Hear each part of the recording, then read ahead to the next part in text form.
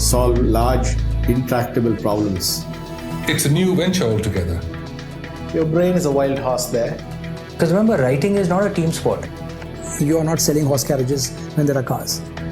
I want to be known only as the trusted advisor. More like a tourist.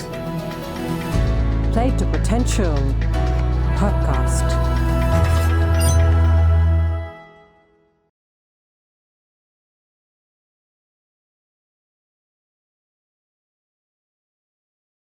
One of the things in the book, Raghu, which really caught my attention was you say that actually Bhagwad Gita might very well have been a conversation between Karna and Krishna.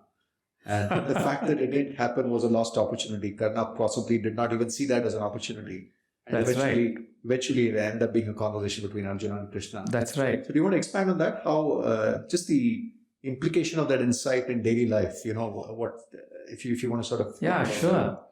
See, there's one very, very exciting thing in the Bharatakota, Tamil Bharatakota, where there is a conversation between Sanjaya and Dhritarashtra, which is a retelling of the whole Mahabharata. Mm-hmm. And it's very, very interesting because the whole dialogue goes like this. Dhritarashtra says, hey, tell me the story again so that I can understand where I screwed up. Okay, so Sanjaya goes through the whole story. And he goes step by step. He says, that is where I lost the war.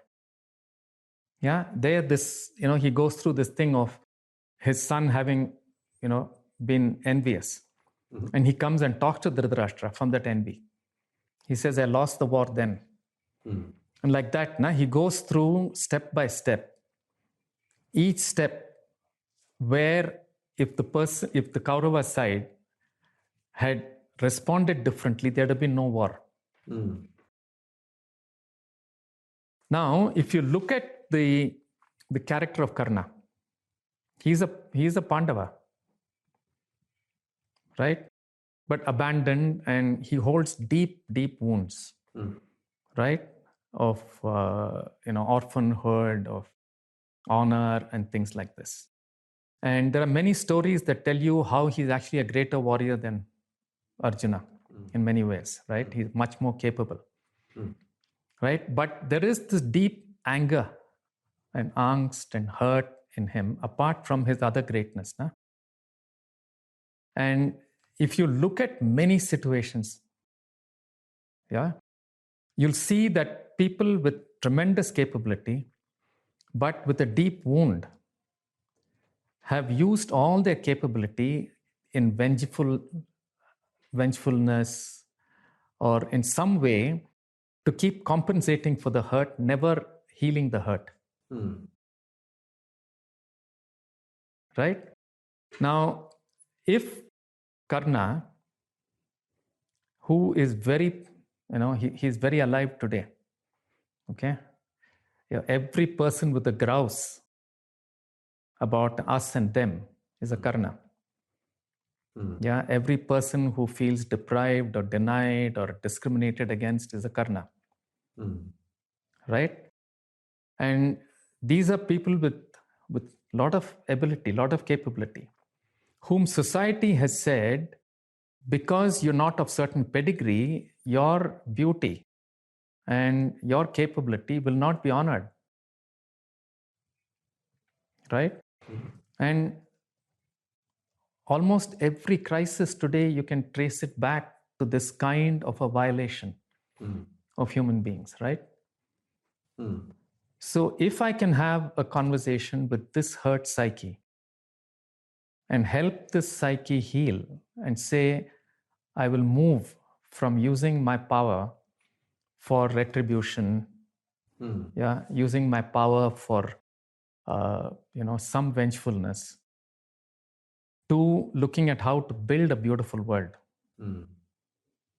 Right? It would change everything. That's what they tried now in South Africa. Truth and reconciliation. That's what Gandhiji tried now. Of saying, how can I assert myself? How can I ask for independence without hating the oppressor? Right? Because once you hate the oppressor, you internalize the oppressor. And you then become extremely oppressive yourself. You can see that in history. Right? So this conversation is waiting to be had. Yeah. And if enough people who are suffering from the reality of all colonized people in the world are waiting for this dialogue. Fascinating. Right? And then they become the oppressors, or many of the people in the so-called West who have misused their power, you go back, they will have a story of vengefulness, of hate. Right? So if you can have a conversation with a Krishna where this hate is dissolved, the world will be a different place. Raghu, if we bring this to our current situation and context, the Karna Krishna discussion, do you see that happening? Has it been had in different situations that you observe? Yes, I think it's been had. For example, this truth and reconciliation thing that was tried out in South Africa was clearly an attempt to enable people who've been violated to have a conversation with their violators in a larger context, not of retribution, but of some kind of a healing process. Right? I think this has qualities of what I'm talking about. Right? The way Gandhiji spoke about Swaraj, about Swatantrata, was, I think, another step in this direction. Right? Where he was clearly not coming from a hate of the oppressor, but he took Tilak's statement, Swaraj is my birthright, to a very beautiful level. So I don't have to ask for independence from you. I claim my independence. But this claiming of independence, if it's with anger and hate, it's not independence. So there is a deep healing of wounds here, and a listening to a voice which helps you dissolve this anger, dissolves vengefulness, and so on, right? Martin Luther King has talked about it. There are people today working in the Israel-Palestine context who are speaking about similar things, right? Where Israelis and Palestinians are talking about how we get beyond mutuality of hurt and violence, this kind, and look at each other as human beings. Right? So it's not as though there are no indications of this, but I think it has to be emphasized. It has to have a very, very strong presence. And Krishna at some level is not a person, but it's a concept. But who? No, more than a concept. It's not just a concept. See, when I dissolve my sense of self, see, in the yoga tradition, this is very, very clear. And partly this is what is discussed in the Bhagwad Gita also. When the sense of self is dissolved completely, then the mind becomes silent. Right? In that silence, there is the voice of pure intelligence, of consciousness that can be heard. That voice is the voice of Krishna. That is Krishna. Right?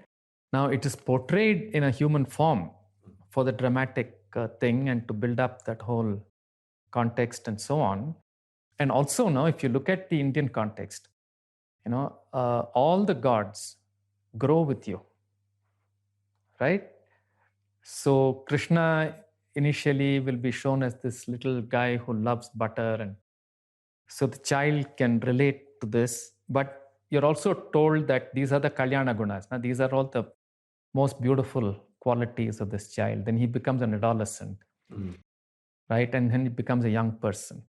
Finally, you're told that Krishna is the deep indigo color of the sky when there is no moon. So you're having a conversation with that, whatever you want to call it, Krishna. So you call it Krishna, right? you're just referring to this color, yeah, to dark matter.